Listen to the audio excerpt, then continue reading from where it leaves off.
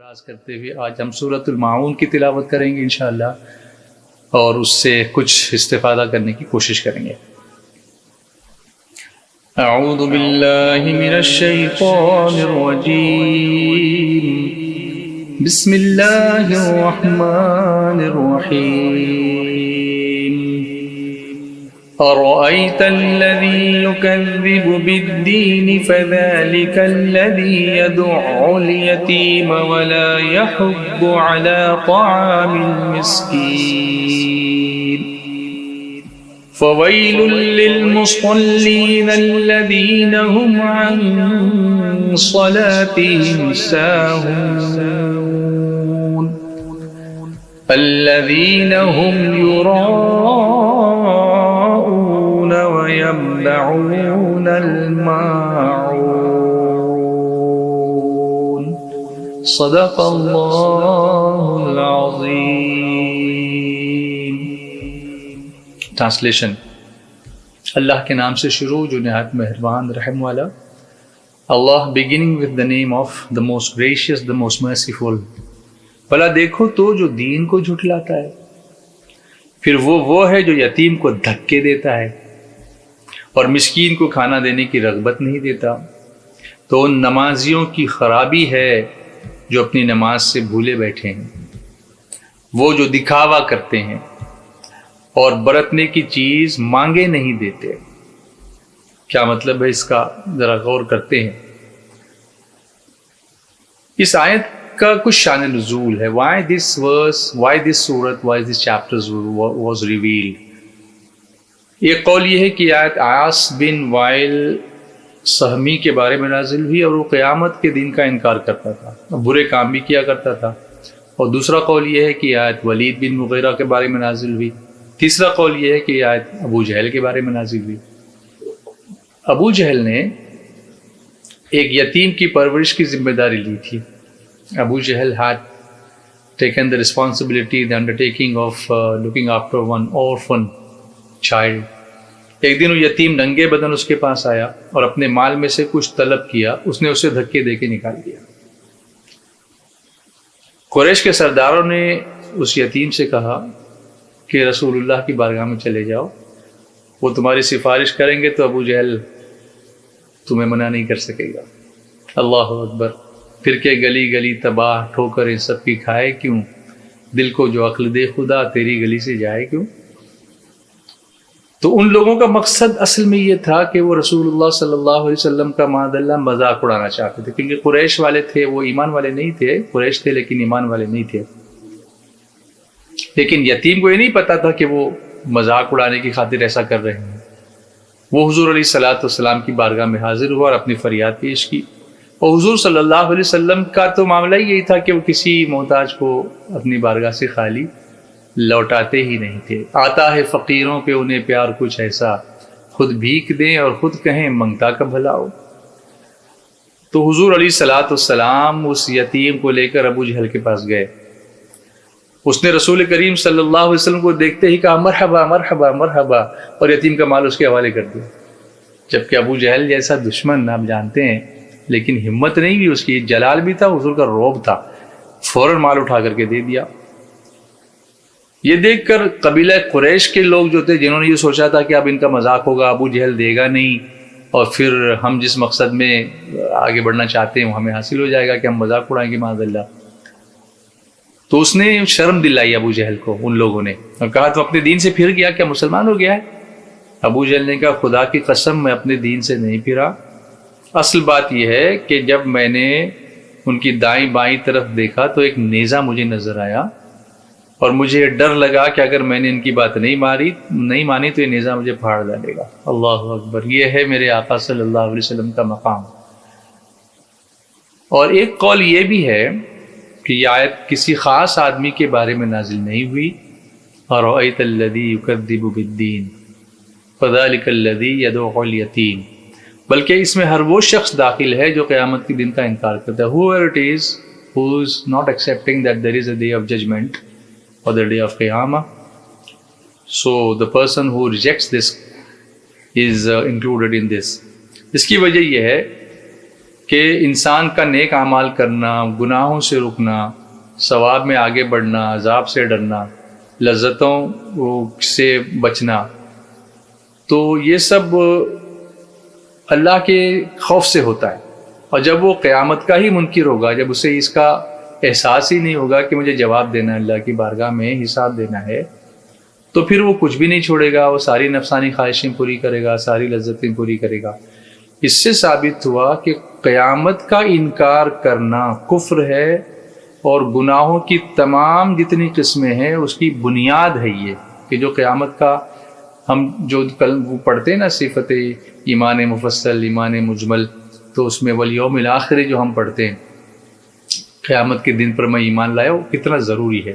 ہمارے بچوں کو یہ ہمیں سمجھانا چاہیے کہ آخرت کے روز پر بھی ہمیں ایمان رکھنا ہے۔ جیسے ہم جب کسی کورس میں داخلہ لیتے ہیں تو ہم یہ بھی یقین رکھتے ہیں کہ ایک دن ہمارا ایگزام ہوگا، اور اس کے ڈر سے ہم پڑھائی کرتے ہیں۔ اگر ایگزام نہیں ہوتا، اب آپ دیکھ لیجئے RTE کو، رائٹ ٹو ایجوکیشن ایکٹ کو امپلیمنٹ کیا گیا تو سب کو پروموٹ کیا جا رہا ہے، حالانکہ وہ پروموشن مقصد نہیں تھا، ان کو اس لیول پر لانا مقصد تھا، لیکن ہم اس مقصد کو سمجھ نہیں پائے۔ اور ہم نے سوچا کہ 8ویں تک تو سبھی پاس ہو جاتے ہیں، 9 تک تو سبھی چلے جاتے ہیں، تو بچوں کی پڑھائی کی طرف جو رغبت تھی وہ کم ہو گئی، اور اسٹینڈرڈ جو تھا بچوں کا، وہ جس مقصد کے تحت اس کو امپلیمنٹ کیا گیا تھا وہ ہم حاصل شاید نہیں کر سکے۔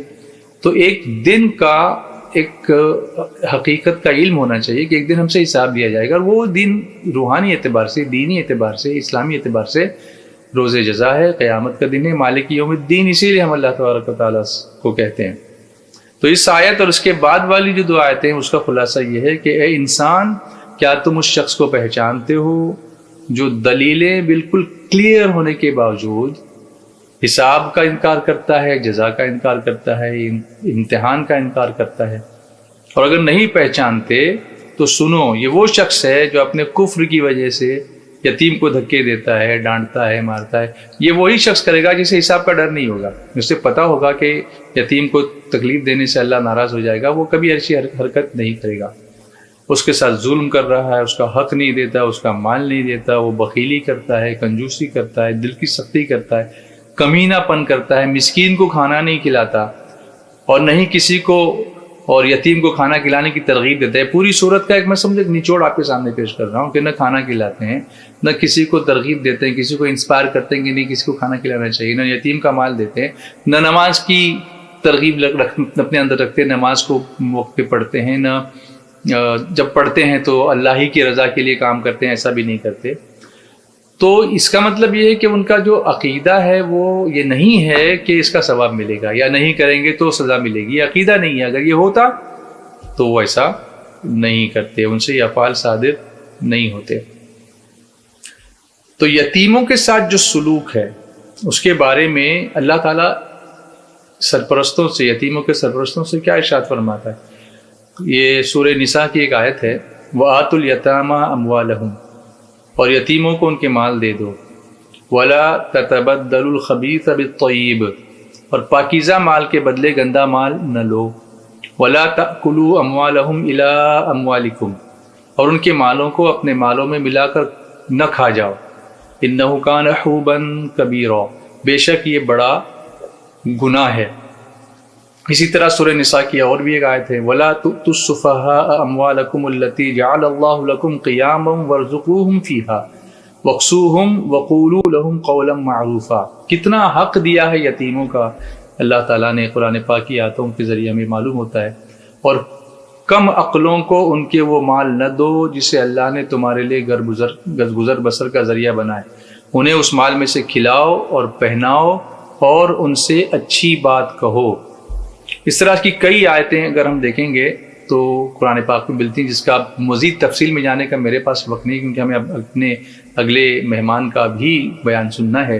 لیکن ایک حدیث شریف میں آپ کو بتاؤں، حضرت ابو ہریرہ رضی اللہ تعالیٰ عنہ سے روایت ہے، رسول کریم صلی اللہ علیہ وسلم نے ارشاد فرمایا، مسلمانوں میں بہترین گھر وہ گھر ہے جس میں یتیم ہو اور اس کے ساتھ اچھا سلوک کیا جاتا ہو، اور مسلمانوں میں بدترین گھر وہ ہے جس میں یتیم ہو اور اس کے ساتھ برا سلوک کیا جاتا ہو۔ اسی طرح فرمایا، جو کسی یتیم کے سر پر اللہ کی رضا کے لیے ہاتھ پھیرے تو اس کے لیے ہر اس بال کے عوض نیکیاں ہوں گی جس پر اس کا ہاتھ پھرے، اور جو اپنے پاس رہنے والے یتیم لڑکے یا یتیم لڑکی سے بھلائی کرے تو جنت میں اور وہ ان کی طرح ہوں گے۔ اور حضور صلی اللہ علیہ وسلم نے اپنی انگلیاں اس طریقے سے ملائیں۔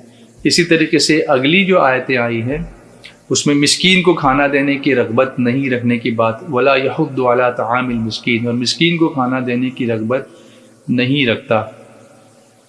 تو یہاں پر سورہ روم کی ایک آیت مزید اس کے سپورٹ میں پیش کرتا ہوں، فآت ذی القربى حقہ والمسکین وابن السبیل ذلک خیر للذین یریدون وجہ اللہ واولئک هم المفلحون۔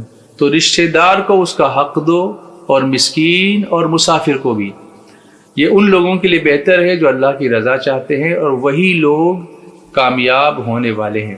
حضرت انس رضی اللہ تعالیٰ عنہ سے روایت ہے کہ نبی کریم صلی اللہ علیہ وسلم نے فرمایا، مسکین لوگ جنت میں مالداروں سے 40 برس پہلے جائیں گے، جن کو ہم یوں ایسا دیکھتے تھے کہ یہ تو غریب ہے، یہ فقیر ہے، مسکین ہے، جب جنت میں جانے کی باری آئے گی تو ان کو یوں دیکھیں گے، ارے یہ تو ہم سے 40 برس پہلے جنت میں چلے گئے۔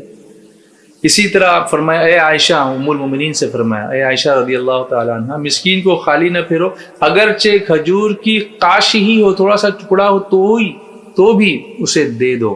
اے عائشہ رضی اللہ تعالیٰ عنہ، مسکینوں سے محبت کرو، انہیں قریب رکھو تاکہ اللہ تعالیٰ قیامت میں تمہیں قریب کر دے۔ تو فرمایا وَلَا يَحُضُّ عَلَىٰ طَعَامِ الْمِسْكِينِ۔ پھر اس کے بعد ان نمازیوں کی خرابی کا ذکر آیا جو اپنی نماز یا تو چھوڑ دیتے ہیں یا وقت پہ نہیں پڑھتے ہیں یا قضا کرتے ہیں، اور کچھ پڑھتے بھی ہیں تو دکھاوے کے لیے، جیسے اگر کوئی دیکھ رہا ہو تو بہت اچھے سے نماز پڑھیں گے، لمبی قرات کریں گے، لیکن کوئی نہیں دیکھ رہا ہو تو شارٹ کٹ کر دیں گے، تو ایسی نماز فائدہ دینے والی نہیں ہے۔ اور مانگنے کی چیز وَيَمْنَعُونَ الْمَاعُونَ، مانگنے کی چیزیں جو ہے وہ دینے سے بھی منع کرتے ہیں۔ حضرت عائشہ صدیقہ رضی اللہ تعالی عنہا فرماتی ہیں، میں نے عرض کیا یا رسول اللہ صلی اللہ علیہ وسلم، کون سی چیز ہے جس کا منع کرنا حلال نہیں؟ ارشاد فرمایا پانی، نمک اور آگ، 3 چیزیں حضور صلی اللہ علیہ وسلم نے فرمائی کہ ان کا منع کرنا حلال نہیں۔ کوئی پانی مانگے تو دے دو، نمک مانگے تو دے دو، آگ مانگے تو دے دو۔ عرض کیا حضور پانی تو ہم سمجھ گئے، لیکن نمک اور آگ کا یہ حکم کیوں ہے؟ ارشاد فرمایا اے حمیرہ، جیسے پیار سے حضور صلی اللہ علیہ وسلم حضرت عائشہ صدیقہ کو پکارتے تھے، جس نے کسی کو آگ دی گویا اس نے آگ سے پکا ہوا سارا کھانا خیرات کیا، اس آگ سے جو کھانا پکے گا اس کو خیرات کرنے کا ثواب اس بندے کو ملے گا۔ جس نے کسی کو نمک دیا تو اس نے گویا وہ سارا کھانا خیرات کیا جسے اس نمک نے لذیذ بنایا، اور جس نے کسی مسلمان کو 1 گھونٹ پانی پلایا، جہاں پانی عام ملتا ہو وہاں، جس نے کسی مسلمان کو 1 گھونٹ پانی وہاں پلایا جہاں پانی عام ملتا ہو، اس نے گویا غلام آزاد کیا، اور جس نے مسلمان کو وہاں 1 گھونٹ پانی پلایا جہاں پانی نہ ملتا ہو تو گویا اس نے زندگی بخشی۔ اللہ اکبر، یعنی نمک، پانی، آگ۔